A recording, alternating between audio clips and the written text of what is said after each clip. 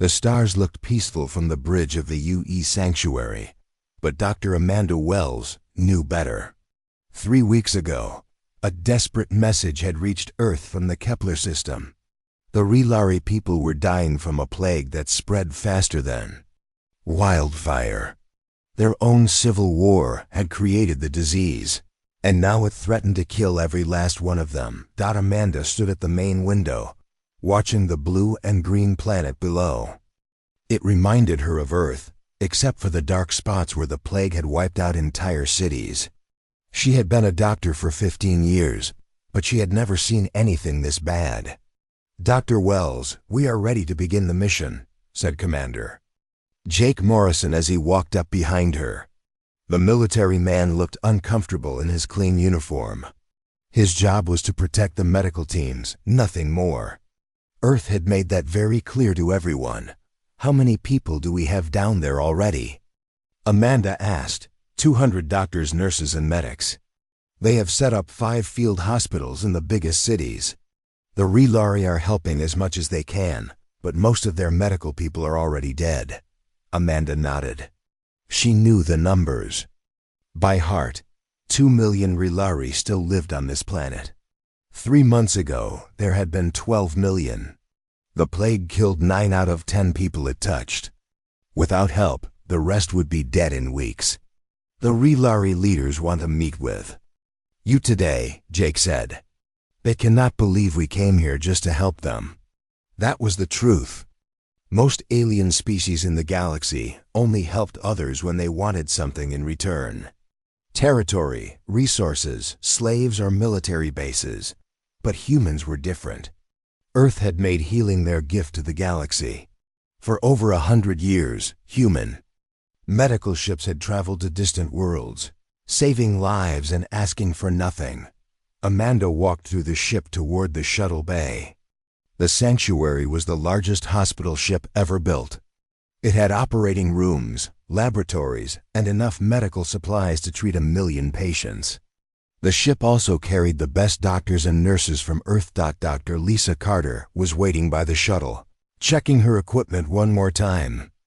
Lisa studied alien diseases and had saved countless lives throughout the galaxy. She was young, maybe 30, with brown hair and serious eyes that missed nothing. "The plague is worse than we thought," Lisa said as they climbed into the shuttle. "It attacks the nervous system first, then the organs shut down one by one. The Relari who survive the first week usually live, but most never make it that far." Chief Nurse Tony Rodriguez was already in the shuttle, along with several other medical staff.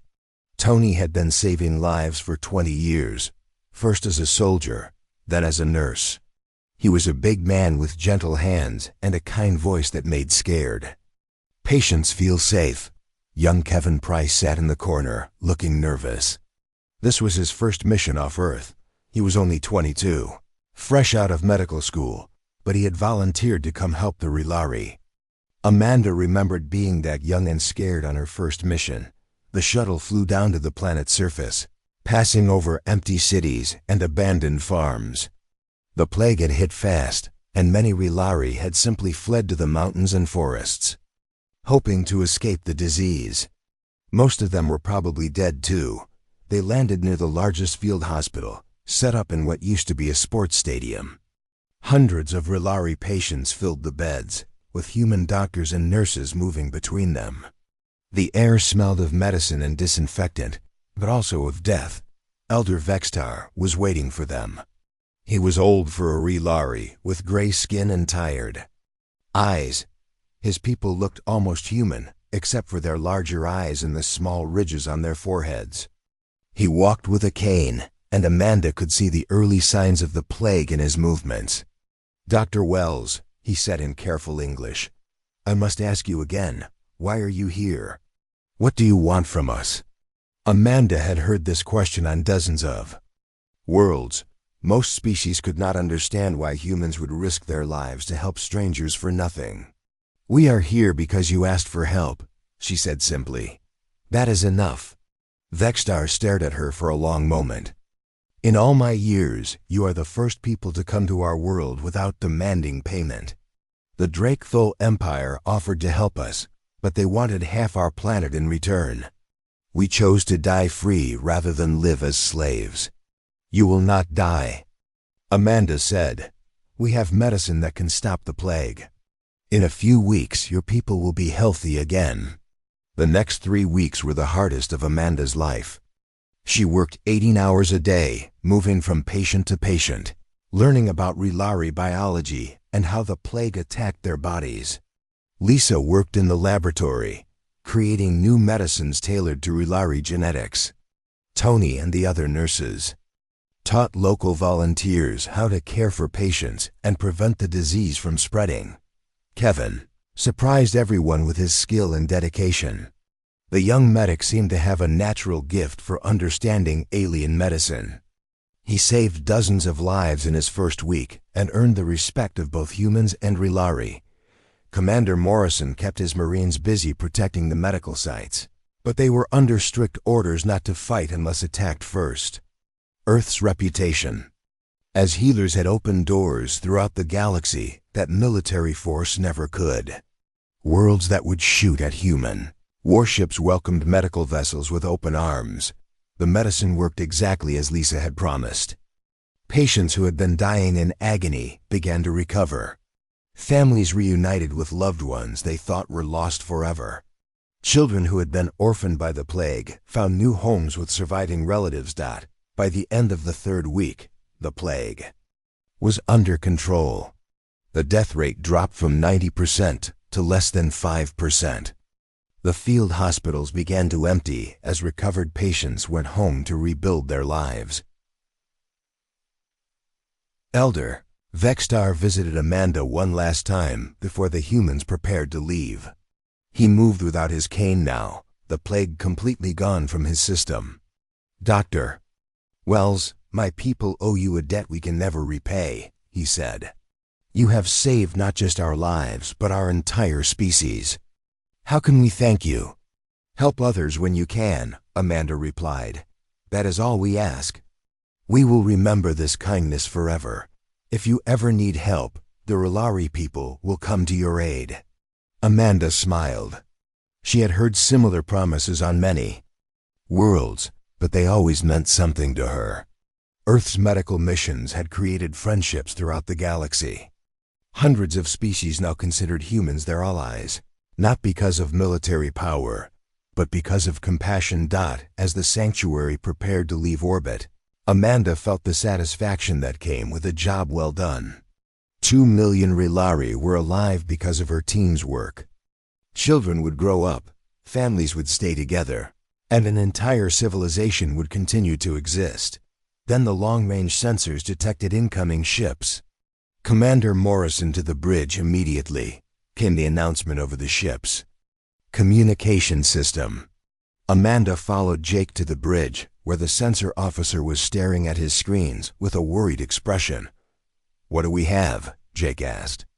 27 ships approaching fast, the officer reported. Configuration matches Drakethul Empire vessels. They will be here in 6 hours. Amanda felt her stomach drop. The Drakethul were known throughout the galaxy as slavers and conquerors. They took over weak worlds and forced the survivors to work in their mines and factories. She had heard stories of entire species being wiped out when they refused to surrender. Send a message to Earth, Jake ordered. Request immediate military support. Sir, it will take 2 weeks for the nearest fleet to reach us, the communications officer replied. Jake stared at the screen showing the approaching enemy ships. His small escort of 5 destroyers could not possibly fight 27 Drakethul warships. But his orders were clear. Medical ships did not engage in offensive operations under any circumstances. Prepare the ship for immediate departure, he said finally. We leave orbit in 1 hour. Amanda looked down at the planet below, where the Rilari were celebrating their survival. In 6 hours, the Drakethul would arrive to claim them as slaves. All their work, all the lives they had saved, would be for nothing. The Drakethul ships dropped out of faster-than-light travel, like predators emerging from the darkness. War Prime Keseth stood on the bridge of his flagship, the Bloodhammer, and studied the human medical vessel through his tactical display. The ship was huge and white, with red crosses painted on its hull. It looked weak to his eyes. "What is that thing doing here?" he asked his weapons officer. "Intelligence reports say it is a human healing ship, War Prime. They have been treating the local population for some disease." Keseth laughed, a harsh sound that made his bridge crew nervous. In Drakethul culture, helping your enemies survive was the ultimate sign of weakness. Strong species conquered the weak and took their resources. Only cowards wasted time keeping inferior beings alive. "Humans," he said with disgust. "No wonder they have never built a real empire. They are too soft to rule anyone." The communications officer spoke up. "War Prime, the human ship is requesting permission to leave the system. Let me hear their message." Commander Morrison's voice filled the bridge. "This is the HFY Sanctuary, a hospital ship operating under galactic medical treaties. We request safe passage to leave the system. We are a non-combatant vessel carrying medical personnel only." Keseth smiled, showing his sharp teeth. Here was an opportunity to send a message to the entire galaxy about the foolishness of mercy. The humans had made themselves famous as healers, traveling from world to world to help weak species survive. It was time to show everyone what happened to those who refused to embrace strength. "Open a channel to the human ship," he ordered. "This is War Prime Keseth of the Drakethul Empire. Your request for safe passage is denied. You have interfered with our claim to this world and its inhabitants. Prepare to be boarded." On the sanctuary's bridge, Commander Morrison felt his blood turn to ice. He had 5 escort destroyers against 27 Drakethul warships. The enemy vessels were already moving to surround them. "Sir, what are your orders?" asked his tactical officer. Jake stared at the display. His orders from Earth were absolutely clear. Medical ships were neutral in all conflicts. They were never to engage in offensive operations under any circumstances. The moment humans started using hospital ships as weapons, their reputation as healers would be destroyed forever. But he also knew what the Drakethul did to their prisoners. The medical staff on his ship would be tortured for information, then killed slowly for entertainment. The Relari below would become slaves, worked to death in Drakethul mines. "Send a priority message to Earth," he said finally. "Tell them what is happening here. Maybe they can negotiate something." Dr. Amanda Wells was in the main medical bay when the ship's alarm started sounding. Patients from the planet filled the beds around her, Relari who were too sick to be moved. She had promised them they would be safe on the human ship. "What is happening?" asked Dr. Lisa Carter as she ran up to Amanda. "The Drakethul are here," Amanda replied. "They want to board the ship." Lisa's face went pale. Everyone knew stories about Drakethul boarding parties. They killed anyone who resisted and took the rest as slaves. Medical personnel were often kept alive longer, so they could patch up other prisoners between torture sessions. Chief Nurse Tony Rodriguez was helping evacuate patients to the shuttle bays. "We can get maybe 50 people off the ship before they reach us," he told Amanda. "But there are 300 patients still on board." "We are not abandoning anyone," Amanda said firmly. "This is a hospital ship. We are protected by international law." Tony gave her a sad look. "Doc, I do not think these people care much about our laws." Young Kevin Price was in the children's ward, trying to keep the young Relari patients calm. Some of them had been orphaned by the plague and had grown attached to the human medical staff. They could sense the fear in the air. Even if they did not understand what was happening, the first Drakethul fighters appeared on the ship's sensors, moving fast toward the planet's surface. Commander Morrison watched in horror as they began attacking the field hospitals below. Explosions bloomed like deadly flowers across the medical sites. "They are targeting the hospitals," his sensor officer reported. All 5 sites are under attack. Jake felt sick. There were still hundreds of human medical personnel on the planet, along with thousands of Rilari patients. The Drakthol were not just claiming the world. They were making an example of anyone who had helped its people. The first reports came. In over the radio, Dr. Carter's sister Helen was working in Hospital Site 3 when the fighters hit. Her last transmission was cut off by an explosion. Tony Rodriguez's best friend, medic Sam Brooks, was killed while trying to evacuate patients from Site 1. On the planet's surface, the attacks were swift and brutal. Drakthol soldiers landed near the hospitals and began systematically executing anyone they found. Medical personnel who tried to protect their patients were shot down without mercy. Rilari who could not walk were burned alive in their beds. Kevin Price had volunteered to stay behind at Hospital Site 5 to help evacuate the children's ward. The building shook as fighters strafed the roof, but he kept working, carrying wounded Rilari children to the shuttle landing pad. A Drakthol bomb hit the shuttle just as he was loading the last group of children. Kevin and 12 young patients died instantly in the explosion. Dr. Lisa Carter died at Hospital Site 2, throwing herself over a group of Rilari children when the building came under attack. The bomb that killed her also took the lives of the 15 young patients she had been trying to protect. She was found later with her arms still wrapped around them. Tony Rodriguez was at Hospital Site 4 when the Drakthol ground forces arrived. He had stayed behind to help move patients who were too sick to travel. When the soldiers came into the ward, he stood between them and his patients with nothing but a medical scanner in his hands. "These are sick people," he told the Drakthol commander. "They are not soldiers. They cannot fight you." The alien looked at him with cold eyes. "Then they are useless." Tony died trying to shield a wounded Rilari woman and her baby from the soldiers. Weapons. His body was found hours later, still covering the patients he had died trying to protect. Back on the sanctuary, Amanda watched the reports come in with growing horror. Her friends and colleagues were being murdered while she stood helpless. On the ship's bridge, the Drakthol were broadcasting the attacks throughout their empire, showing the executions as entertainment for their people. War Prime Kesith appeared on the main screen, his image being transmitted across Drakthol space. Behind him, human. Medical equipment burned while his soldiers dragged prisoners away in chains. "Let this be a lesson to all who watch," he announced.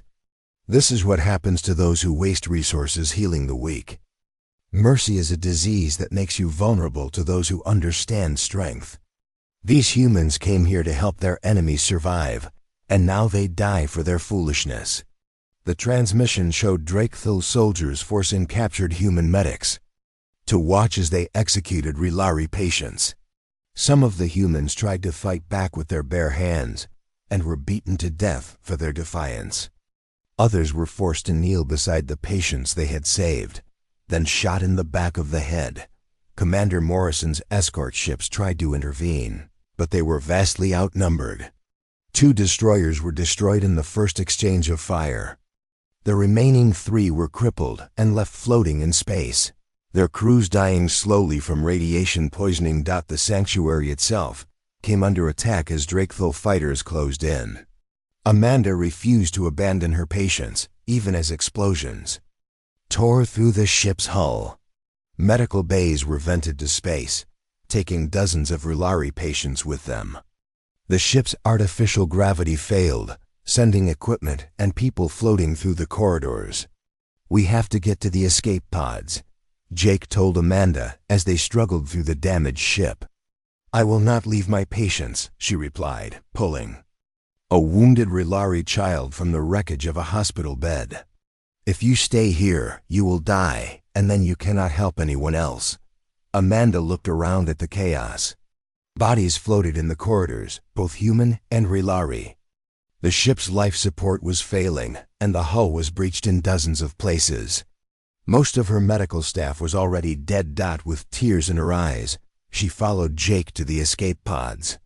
They managed to save about 60 people from the ship before it exploded, torn apart by Drakethul weapons. Amanda watched through the pod's small window as the sanctuary died, taking hundreds of patients with it. The few surviving humans were picked up by a rescue ship that arrived 2 days later. Amanda sat in the ship's medical bay, staring at nothing while doctors treated her injuries. Her hands shook constantly now, and she could not sleep without seeing the faces of the patients she had failed to save. Commander Morrison's face was scarred by burns from his ship's explosion, but his eyes were the worst part. They held a cold fury that had not been there before. When the rescue ship's captain asked him what had happened, Jake's answer was simple. They murdered our healers for showing mercy. They need to learn what happens when mercy dies. The news reached Earth within hours. For the first time in over a century, every human government agreed on something. The species that had spent generations healing the galaxy was about to remember how to kill. War Prime Keseth had gotten his wish. The emergency session of the Human Defense Council lasted 12 hours. Representatives from every human colony watched the footage from the Kepler system over and over again. They saw Dr. Lisa Carter die protecting children. They watched Tony Rodriguez fall while shielding patients. They witnessed young Kevin Price burn alive in the ambulance shuttle. Fleet Admiral Claire Bennett sat at the head of the table, her face carved from stone. She had served in the military for 30 years, but humanity had been at peace for most of that time. The last real war was before she was born. Now she was looking at images that made her stomach turn. "The vote is unanimous," announced President Walker. For the first time in 123 years, the Human Defense Council authorizes unlimited military action against an enemy species. The room fell silent. Everyone understood what those words meant. Humanity was going to war, and this time there would be no mercy, no rules, no limits. The Drakethul had murdered healers, and they would pay for that crime with their entire civilization. Admiral Bennett stood up slowly. "I want every ship we have ready for combat in 2 weeks.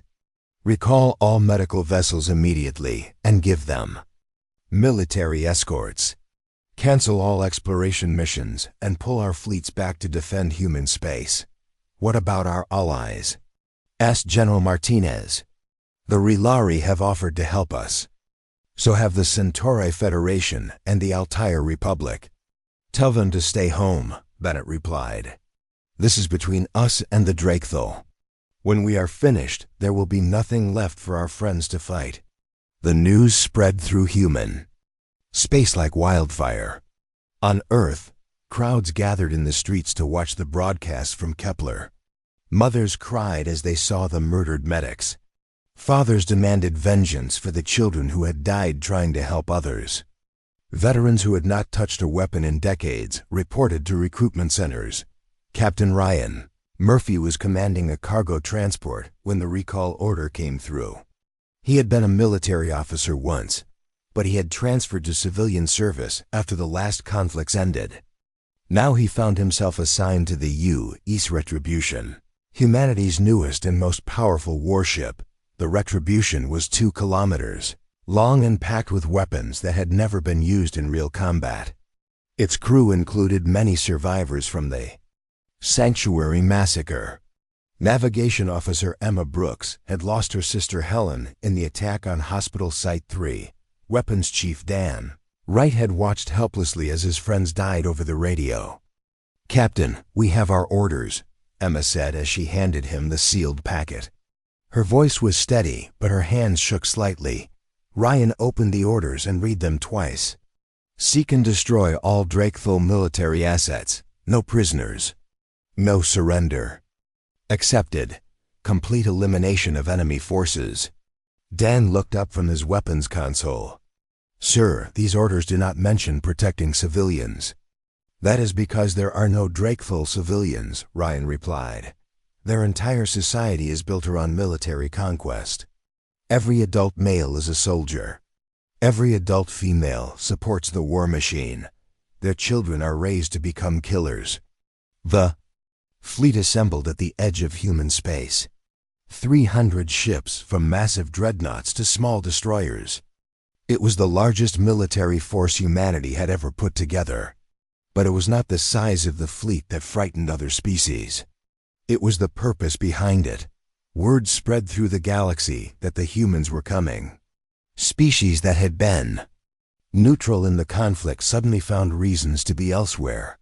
Trade routes that passed through Drakethul space were quietly abandoned. Even the warlike Klingon Empire sent a message to Earth, offering to stay out of the way. The transformation of human society happened almost overnight. Medical schools began teaching combat anatomy alongside normal medicine. The famous 101st Medical Battalion became the 101st Death Battalion. Their life-saving knowledge turned into weapons of war. Major Steve Collins had been a combat medic before the peace. He knew how to save lives, but he also knew exactly how to take them. His new unit was made up entirely of former medical personnel who had volunteered for combat duty after the massacre. "Listen up," he told his soldiers as they prepared for their first mission. "We are not here to kill quickly. We are here to make them suffer the way our friends suffered. We know the human body better than any soldier alive. We know exactly where to hit to cause maximum pain before death." The soldiers wore black armor with red crosses painted on their chests. The crosses were the same symbol that had marked Earth's hospital ships, but now they were painted in blood red to honor the fallen healers. The first attack came without warning. The Drakethul outpost at Gamma Centauri was a minor base with only a few hundred soldiers. They were expecting to fight human military forces, not former doctors and nurses who had turned their healing knowledge into instruments of death. Captain Murphy's ship appeared at the edge of the system and began broadcasting on all frequencies. The message was simple: "You killed our healers, now you die." The retribution did not target the military installations first. Instead, it struck the base's medical facilities with surgical precision. The hospital was destroyed in the first salvo, along with every medic and doctor on the station. Medical supplies were contaminated with toxins that would kill anyone who tried to use them. Major Collins led the ground assault with his death battalion. They moved through the base like ghosts, striking at medical personnel and support staff first. Wounded Drakethul soldiers were left to die slowly, denied the medical care their species had refused to show human healers. The attack was broadcast across Drakethul space, but not as a victory. The humans made sure every Drakethul commander could see what happened to their medical facilities. The message was clear: "You showed us that mercy was weakness. Now we will show you what strength looks like." The psychological impact was immediate. Drakethul soldiers who had laughed at human compassion now faced an enemy that understood their bodies better than they did. Every wound became potentially fatal without proper medical care, and the humans were systematically destroying anything that could provide healing.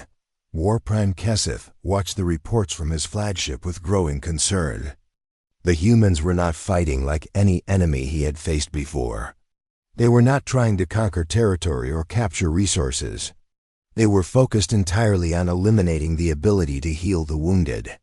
"They are attacking our medical facilities," his intelligence officer reported. "Every hospital, every medical supply depot, every training center for healers. It is like they want us to die slowly." That is exactly what they want, Keseth realized. They are not trying to defeat us in battle. They are trying to make sure our wounded cannot be saved. The second attack hit the Drakethul colony world of Nexus Prime. This time, the humans did not just destroy the medical facilities. They poisoned them. Surgical equipment was sabotaged to cause infections. Medicine was replaced with toxins that looked identical but caused organ failure over weeks. Dr. Amanda Wells had recovered enough from her injuries to serve as a strategic advisor to the human fleet. Her knowledge of alien biology, once used to save lives, now guided weapons designed to cause specific and inescapable suffering. "The Drakethul nervous system is vulnerable to this compound," she told the weapons designers. It will not kill them immediately, but it will cause intense pain for days before death. There is no antidote. The woman who had spent her life healing. Others now spent her days finding new ways to make enemies suffer. The transformation was complete. Earth's greatest healer had become its most effective killer. The third attack targeted a major Drakethul fleet base. Captain Murphy's strategy was simple but terrifying. Instead of destroying enemy ships, he crippled them precisely. The ships could still function, but their medical bays were destroyed, and their crews were slowly dying from radiation poisoning. "Why do you not finish us?" asked the Drakethul admiral over the radio. "Because death is too quick," Ryan replied. "We want you to suffer the way our healers suffered. We want you to watch your people die slowly, knowing that help will never come." The crippled ships were left floating in space, broadcasting their agony across Drakethul communication networks. Other enemy commanders could hear their people begging for medical aid that would never arrive. The psychological warfare was devastatingly effective. Drakethul soldiers began to desert their posts rather than face the humans. Some commanders tried to negotiate, offering to exchange prisoners or pay tribute. The human response was always the same: no mercy, no surrender, no negotiation. The galaxy watched in shock as humanity's gentle physicians became harbingers of calculated destruction. Species that had once seen humans as soft and overly compassionate now understood the terrible truth. The healers of Earth had become the angels of death, and their vengeance would not be stopped. Admiral Bennett sent a message to all galactic governments. "We offered you healers who would have saved your children. The Drakethul chose to murder them for their compassion. This is what we become when our mercy is rejected. Choose wisely how you treat Earth's gifts in the future." The war had only just begun, but already the Drakethul Empire was learning the hardest lesson in the galaxy. It was dangerous to make enemies of those who knew how to heal, because they also knew exactly how to kill. The war had been going on for 6 months when War Prime Keseth received the news that changed everything. His son was dying, and there was nothing anyone could do to save him. "The surgery should have been simple," explained the chief medical officer on the Drakethul home world. "We removed his damaged liver and installed a new one, just like we have done thousands of times before. But something went wrong." Keseth stood beside his son's hospital bed, watching the young warrior slowly die from internal bleeding that would not stop.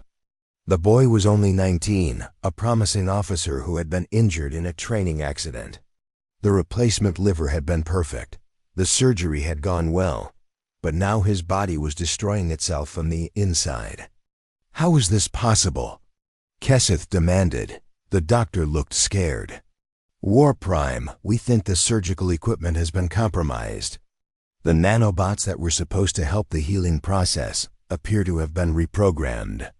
Instead of fixing damage, they are causing it." Across the Drakethul Empire, the same thing was happening. Medical equipment that had worked perfectly for decades was suddenly killing patients instead of healing them. Surgical robots performed operations that caused maximum suffering. Medicine that should have saved lives was slowly poisoning people. Instead, Captain Ryan Murphy stood on the bridge of the U.E.'s Retribution, watching reports come in from across Drakethul space. His ship had spent months hunting down enemy medical facilities, but now the real work was beginning. The humans were not just destroying hospitals anymore, they were corrupting them. "How many medical facilities have we infiltrated?" he asked. His intelligence officer: "Over 300, sir. Every major hospital in the core worlds has been compromised. Their medical databases have been replaced with procedures that cause death instead of healing. Their surgical equipment has been reprogrammed to cause internal injuries that cannot be repaired." Emma Brooks looked up from her navigation console. "Sir, we are receiving reports that Drakethul commanders are starting to refuse medical treatment. They would rather die from their wounds than risk going to their own hospitals." Ryan nodded grimly. That was exactly what they wanted. The Drakethul had built their empire on strength and violence. Now they were learning what it meant to live in a world where healing was impossible and every injury could be fatal. On the ground, Major Steve Collins and his Death Battalion had perfected their new form of warfare. They no longer simply destroyed medical facilities. Instead, they took them over and turned them into traps. The beauty of this approach, Steve explained to his officers, is that we do not have to kill them quickly. We let their own medical system do the work for us. His soldiers had infiltrated Hospital Complex 7 on the planet Drakmer. From the outside, everything looked normal. Patients came in for treatment. Doctors performed surgeries. Nurses gave out medicine. But nothing worked the way it was supposed. Pain medication was replaced with drugs that increased suffering. Antibiotics were swapped with toxins that caused slow organ failure. Surgical procedures were modified to create hidden damage that would kill patients weeks later. The hospital became a death factory disguised as a place of healing. The psychological impact was devastating. Drakethul soldiers began to fear their own medical system more than enemy weapons. Parents stopped bringing sick children to hospitals. Wounded warriors chose to die on the battlefield rather than seek treatment that might make their suffering worse. Dr. Amanda Wells had become something she never thought possible, the galaxy's most effective killer. Her transformation from healer to harbinger of death was complete. She spent her days designing new ways to corrupt medical procedures and turn healing into torture. The Drakethul respiratory system is particularly vulnerable, she told the research team aboard the UE's Vengeance.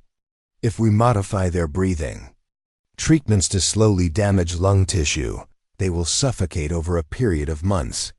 They will know they are dying, but there will be nothing they can do to stop it. The woman who had once saved 2 million Rilari lives now spent her time finding ways to make their killers suffer as much as possible before death. She showed no emotion as she described procedures that would cause weeks of agony. The compassionate doctor was gone, replaced by someone who understood that mercy was a luxury Earth could no longer afford. The corruption spread through Drakethul space like a disease. Medical schools found that their textbooks had been altered to teach procedures that killed instead of healed. Training hospitals discovered that their practice equipment was programmed to cause harm.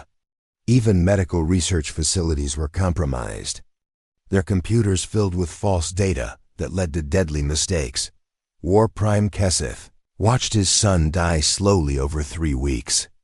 The young warrior's body shut down one system at a time, exactly as the nanobots had been programmed to cause.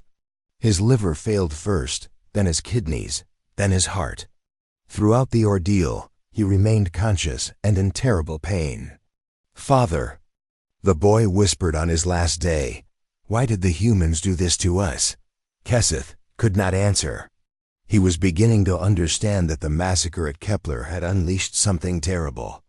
The humans had not simply declared war. They had decided to eliminate the very concept of healing from Drakethul. Civilization, the final assault on Medical Complex Prime, showed how completely humanity had changed. The facility was the largest hospital in the Drakethul Empire, capable of treating 50,000 patients at once. It was also the main training center for military medics and the research headquarters for combat medicine. Captain Murphy's fleet surrounded the complex, like vultures circling a dying animal, but they did not attack it. Instead, they sent a message to every Drakethul commander in the system. "This is Captain Ryan Murphy of the UES Retribution. You have exactly 1 hour to evacuate all medical personnel from Complex Prime. After that, anyone found inside will be considered a legitimate military target." The Drakethul commanders were confused. Why were the humans giving them time to escape? It was not until later that they understood the true horror of what was happening. Major Collins and his Death Battalion infiltrated the complex during the evacuation. Working with inhuman efficiency, they replaced every piece of medical equipment with corrupted versions. Surgical robots were reprogrammed to cause maximum damage.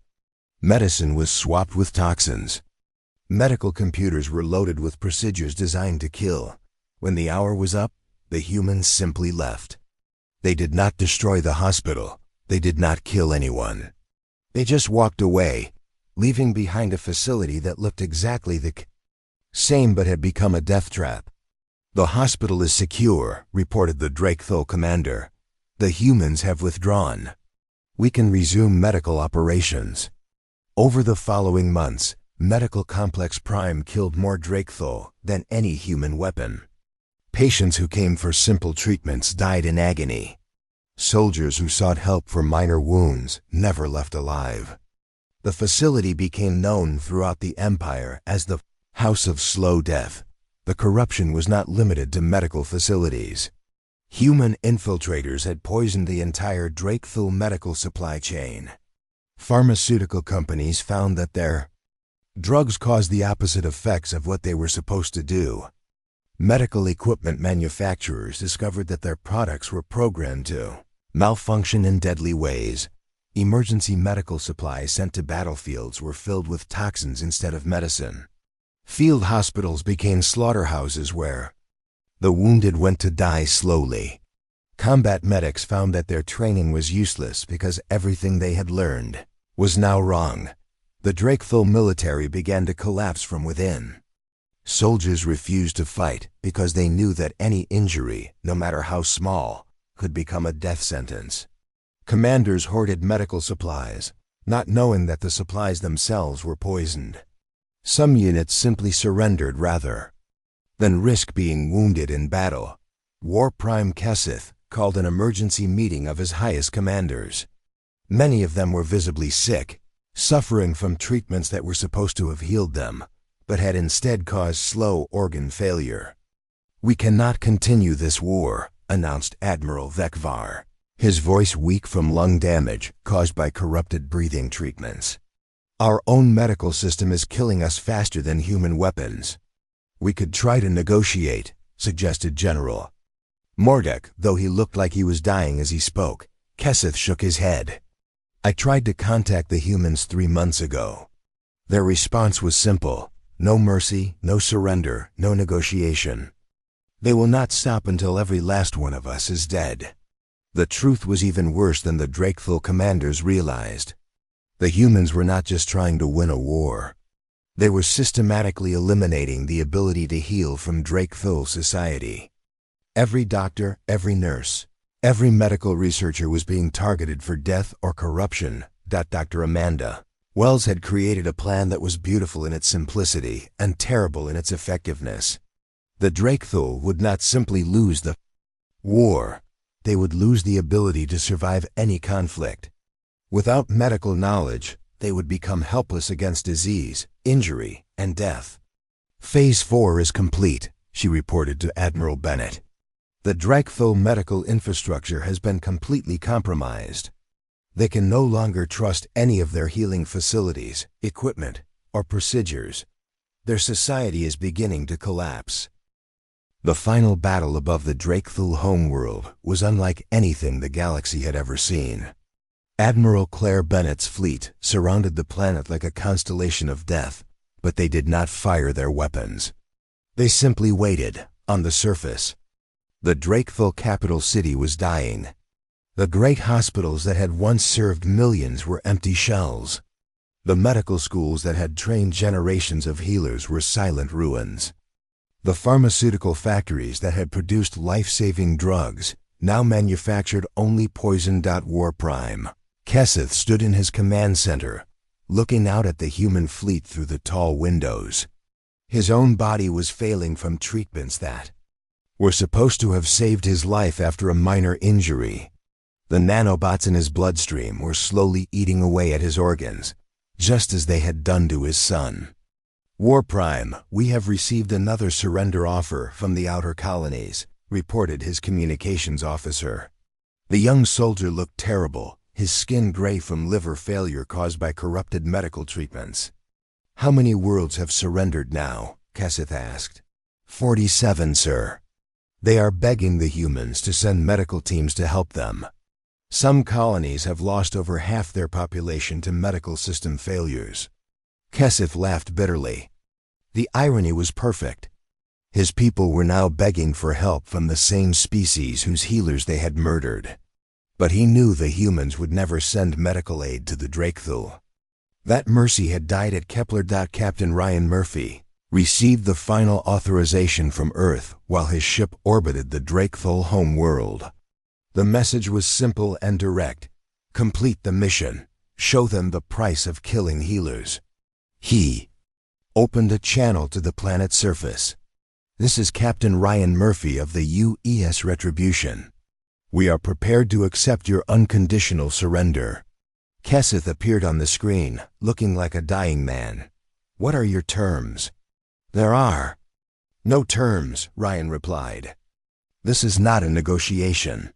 You chose to murder our healers for showing mercy. You called compassion weakness. Accept the lesson. Down on the planet, Major Steve Collins and his Death Battalion had already completed their mission. Every medical facility on the homeworld had been infiltrated and corrupted. The planet's medical infrastructure was a death trap that looked exactly like it was supposed to work, but killed everyone who tried to use it. The medical archives are ready for destruction, Steve reported to his team. These are the repositories of all Drakethul healing knowledge accumulated over thousands of years. Once they burn, their species will have no way to remember how to heal their people.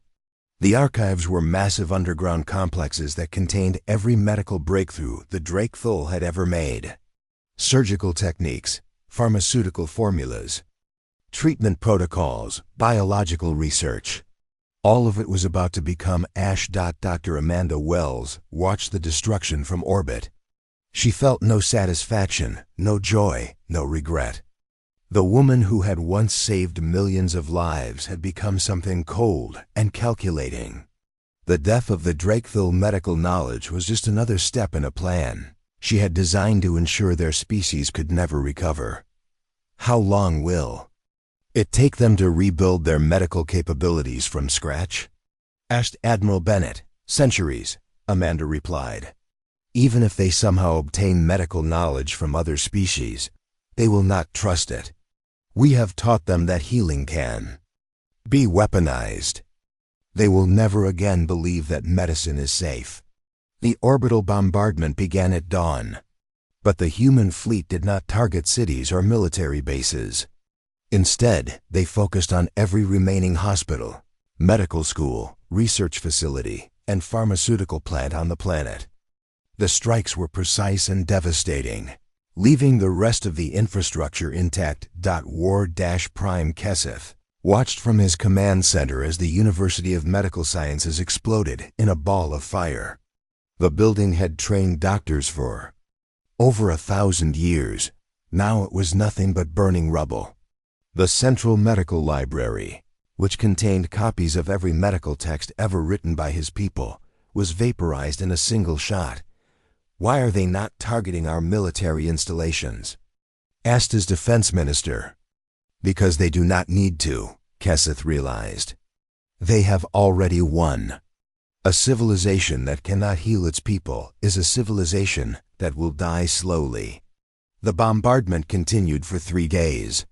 Every trace of medical knowledge on the planet was systematically destroyed. Hospitals burned, medical equipment melted, research data was erased forever. When it was over, the Drakethul homeworld looked almost normal, except that the ability to heal had been completely removed from there. Society. Major Collins led the final ground operation. His target was not a government building or a military command post. It was the Museum of Medical History, where the Drakethul had preserved artifacts showing their species' development of healing arts over millennia. The museum was beautiful, filled with ancient surgical tools, historical medical texts, and exhibits showing how Drakethul medicine had evolved from primitive herbs to advanced biotechnology. Collins and his team moved through the galleries methodically, placing incendiary charges that would burn hot enough to destroy even metal artifacts. As the charges detonated behind them, Collins activated his communicator. "This is Major Steve. Collins to all Drakethul forces. Your medical heritage is now ash. Your healing knowledge is gone forever. You chose to teach us that mercy was weakness. We have shown you what strength looks like." The psychological impact was immediate and devastating. Across the Drakethul Empire, populations that had already lost faith in their medical systems now realized that the knowledge to rebuild was gone forever. Panic spread through the remaining colonies as people understood they were truly helpless against injury and disease. On the outer world of Vector Prime, a Drakethul commander named Tholix made a desperate decision. His colony was dying from a plague that their corrupted medical system could not treat. In desperation, he sent a message to the human fleet: "We surrender unconditionally. We beg you to send medical aid to our people. We will accept any terms. Pay any price, serve as your slaves if necessary. Please just help our children." The response came from Admiral Bennett herself. "You had your chance for mercy at Kepler. You chose to murder those who came to heal. Learn to live in the world you created." The Drakethul Empire collapsed within months. Without the ability to treat injuries or illnesses, their military could not function. Soldiers refused to fight because they knew that even minor wounds would become fatal. Colonies declared independence and begged other species for medical assistance, but most aliens were too frightened of humanity to help.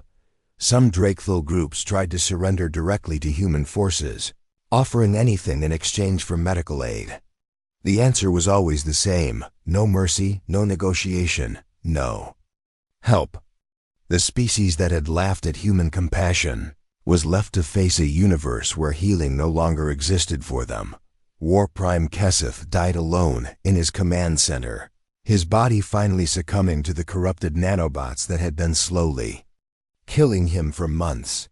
His last words were recorded by the automated systems: "We should not have touched the healers." Within a generation, the Drakethul population had fallen by 90%. Those who survived lived in constant fear of injury or illness. They became cautionary tales told throughout the galaxy about what happened to species that attacked Earth's medical missions. The human fleet began its journey home, but the galaxy had changed forever. Admiral Bennett's final message was broadcast to every species in known space. For over a century, humanity offered you healers who would have saved your children, asked for nothing in return, and died to protect strangers. The Drakethul chose to murder them for showing mercy. We have demonstrated what happens when healing is denied. We have shown you the price of attacking those who come in peace. Choose carefully how you treat Earth's gifts in the future. The other galactic powers watched in terrified silence as the human fleet departed. The gentle species that had once traveled between worlds to heal the sick had revealed a capacity for calculated destruction that surpassed any military empire in history. Dr. Amanda Wells returned to Earth, but she never practiced medicine again. She had seen what healing knowledge could become when turned to vengeance, and she could not bring herself to save lives, knowing how efficiently she could take them. She spent her remaining years teaching at the military academy, ensuring that future generations would understand both the power of healing and the terrible responsibility that came with it. The symbol of the Red Cross became respected throughout the galaxy in a way it had never been before. Medical ships still traveled between worlds, but now they were escorted by dreadnoughts. The message was clear: humanity would heal those who accepted their aid, but those who harmed the healers would face the angels of death. The Drakethul became a dead civilization, not through conquest or destruction, but through the systematic removal of their ability to heal. They served as a permanent reminder that in a universe full of predators, the most dangerous enemy was the one who knew how to save lives and chose instead to watch you die. Peace returned to the galaxy, but it was a different kind of peace. Species that might have considered attacking human medical missions remembered the fate of the Drakethul and chose cooperation instead.